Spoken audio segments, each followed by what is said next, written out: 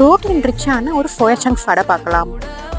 Soya சங்க்ஸையும் 2 தக்காளியையும் சேர்த்து ஒரு 5 minutes boil பண்ணி எடுத்துக்கோங்க. இது மாதிரி தக்காளி பீல் பண்ணி எடுத்துக்கலாம். வெஜிடபிள்ஸை சாப் பண்ணி வச்சுக்கோங்க. சோயா சங்க்ஸ் நல்லா ஸ்குவீஸ் பண்ணிவிட்டு அதையும் தக்காளியும் சேர்த்துட்டு பச்சை மிளகா, பூண்டு, 1/2 கப் ரவை, அப்புறம் 1 கப் அளவுக்கு தயிர் எல்லாத்தையும் சேர்த்துட்டு நல்லா கிரைண்ட் பண்ணி எடுத்துக்கலாம்.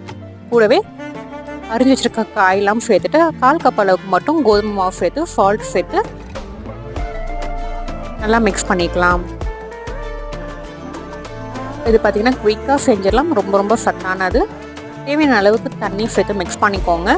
கவர் பண்ணி ஒரு 10 மினிட்ஸ் வச்சுடுங்க. அவ்வளோதாங்க, மாவு ரெடி ஆயாச்சு. இப்போ இதை அடை மாதிரி சுட்டு எடுத்துக்கலாம்.